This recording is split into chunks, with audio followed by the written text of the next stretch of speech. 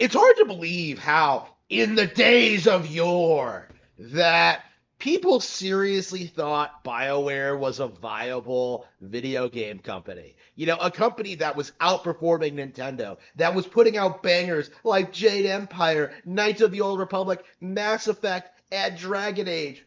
BioWare was supposed to be one of those studios that proved that gaming was mature, that having gay romances in games was perfectly acceptable. This was the big woke video game company in the 2000s, right? BioWare was one of those corporations that was worshipped, that was hyped up, that nobody really saw any problems with at all, right?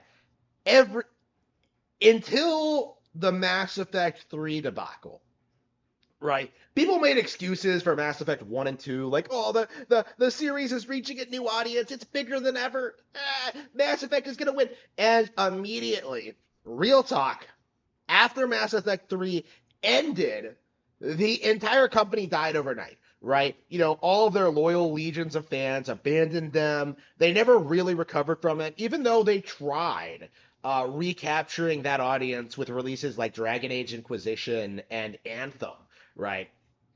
Anthem was even like given the Game of the Year award during the year of Gamergate. So when you really take into account like how much effort the industry has spent into propping up BioWare, you know, worshiping them, saying that they're one of the best Western studios, like it really is telling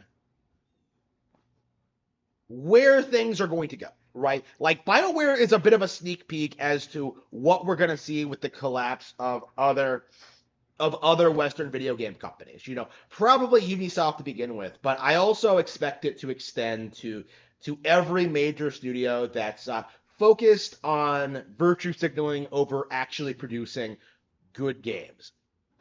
Which essentially encompasses the entire Western video game sphere and Square Enix, right? And Sony as a whole, right? This is a toxic mindset, you know, a cancer that has to be purged. And BioWare is absolutely the go-to example as to what's going to happen, right? Dragon Age Veilguard, their new game, you know, the game they spent a decade making, you know, the follow-up to Inquisition, which was already very polarizing and not at all popular, right? A decade later, they put out Dragon Age Veilguard, and what happens? Not only does the game bomb, not only is no one interested, you know, the audience has moved on, gamers have moved on, nobody remembers or cares about Dragon Age at this point. Now that, like, gamers have moved on, Dragon Age Veilguard is getting outperformed 20 times over by The Legend of Zelda Echoes of Wisdom. A budget game made by a Nintendo second party studio, Grezzo, is producing is outperforming the big AAA Dragon Age game. You know, this isn't like a small release. This isn't some spin-off game, right? You can't have people say that like, oh, well, it's only not popular because it's on mobile, like they did with Diablo Immortal, right? You don't there is no cope or seed for this, right? The reality as to why Echoes of Wisdom and for that matter Tears of the Kingdom and Breath of the Wild, the reason why Zelda is outperforming Dragon Age, will outperform The Witcher, will outperform The Elder Scrolls, will outperform FromSlop, right? The reason Zelda is outperforming all of that is because Zelda is the superior video game franchise. It always has been, it always was, it always will be. But for the longest time, people coped about it. You know, like back in the day, like, oh, Zelda's for kids. Oh, like Zelda's never going to match up to Dark Cloud or Medieval or like what even else were they propping up at the time? You know, Daxter. Like, I don't even. It like again, God of War, right? You know, the idea was that like, oh, like gamers are gonna grow up and they're gonna move past the little elf boy and his princess and play some real games made for real men. And at the time in the 2000s, it felt like that was the case. People were only getting excited for realistic M-rated games. You had the Gears of War, you had the Halos, you had the Warship from the community, right? You had all these gamers just downplaying every major Nintendo releases for really about a decade, right? Probably a little bit more than that, but I'd say like from 2007 to 2017 is probably like the peak of it, right? Because it felt like no Nintendo game really became mainstream in that time frame, right? Every Nintendo game that came out was hugely successful and influential and popular, and yet we had to watch these people cope and seethe about their success.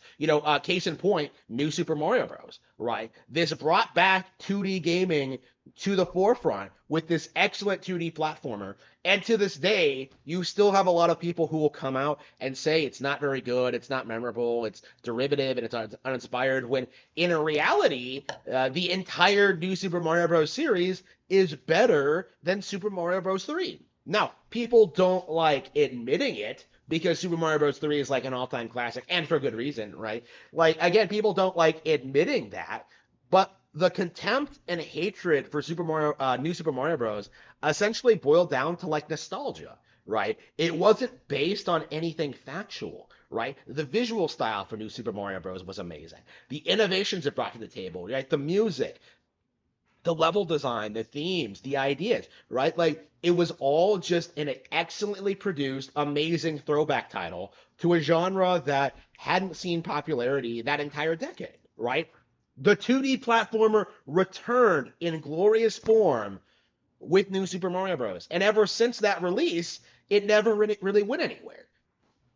Right, because Nintendo has continued innovating with games like Wario Land Shake It, Donkey Kong Country Returns, the Kirby games, which also had like a resurgence of popularity around that time. Right, you have like all of these bangers that were just downplayed and ignored by the vast majority of the gaming audience because I could have sex with whoever I want in Mass Effect. I could totally have babies with Liara while I play as FemChef. This game is so progressive. We used to call it like progressive then, right? Like Mass Effect was essentially the beginnings, the origin story of woke culture in video games, right? But nobody saw it as a problem or really addressed it at all. Right? To them, this was just some silly video game and not like something that was actively pushing like a political agenda. Right? People would seriously try to argue that Renegade was not the evil path in Mass Effect. Like, no, it's completely different. Like, you have two different meters, morality meters. The game is so much more nuanced. Like, no, it's not. It's complete crap. And now you know, um, years later, the chickens have come home to roost, right? Mass Effect may have had some relevancy, a short time frame where it was all anybody could talk about, but now people have moved on.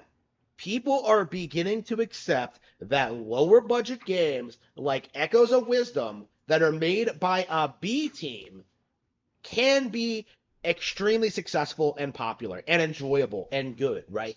I gave a glowing review to Legend of Zelda Echoes of Wisdom. And it wasn't because oh, you play as Zelda this time. It was because you have a compelling a compelling gameplay loop. You have a really great art style. You have amazing mechanics. You have charming characters. It is a throwback to that Game Boy era of classic Zelda games that I love, right? This feels like it could have been a sequel to the Oracle games or Link's Awakening, right? It was just so well produced. And it is outperforming BioWare. This is the game that is showcasing how female characters in games should be treated and how they should be utilized, right? They shouldn't be a major focal point of the marketing, right? You should make a game that supports the female lead, right? You should make a game that appeals to the audience, right? Nobody has come out and tried to say that like the Legend of Zelda Echoes of Wisdom is woke. Because if you tried to, you were laughed at by everyone. Even like delusional groups like the Raging Golden Eagle audience or like Kotaku in Action, even they have no problem with this because it demonstrates Zelda's unique capabilities as a character. It demonstrates it does not disrespect Link as a character, and it really emphasizes like the positive qualities of both characters and why both of them are icons and why both of them have are the lead characters in the greatest video game series ever made, The Legend of Zelda, right? To me, like how Nintendo is treating female characters right now, with their Metroid Dreads, with their Fire Emblems, with Princess Peach Showtimes, like it demonstrates very clearly that Nintendo understands what's really important and how to make compelling, interesting, memorable characters in general, right? It's not just a matter of like making them male or female or coming up with like some gimmick, right? They just produce good video games. And in the world of gaming, that is all that ever mattered.